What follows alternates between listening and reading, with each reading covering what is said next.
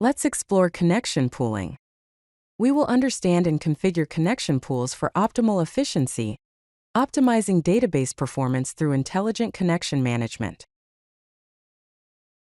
Connection pooling is a technique that maintains a cache of database connections that can be reused across multiple requests, instead of creating and destroying connections for each operation. Without connection pooling, every request creates a new connection. Consider the following code. The getUserData function creates a new connection, then it gets a cursor from the connection, executes a select command to fetch the user details, gets the result, and then closes the connection.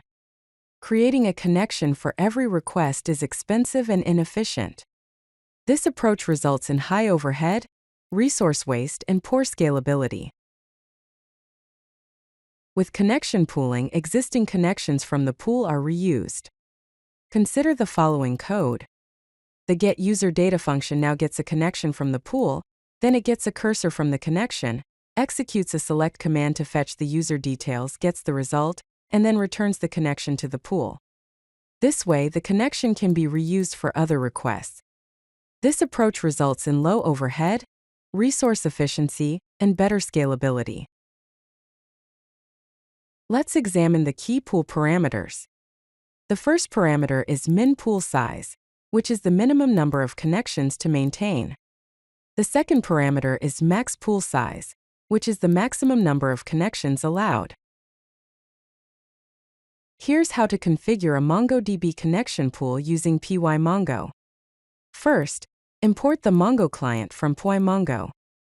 Then, configure the connection pool by creating a Mongo client instance, passing the connection string, setting the minPoolSize to 5, maxPoolSize to 50, and max idle time milliseconds to 30,000, which equates to a 30-second timeout.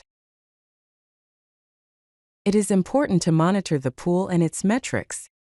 Important metrics to monitor are active connections, which are the connections currently executing queries, and idle connections, which are the connections available for new requests. Here is a summary of the best practices to follow.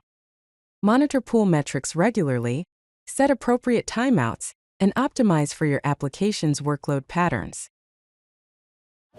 If you like this video, hit that like button and don't forget to subscribe. Visit CodeLucky.com for more such useful content.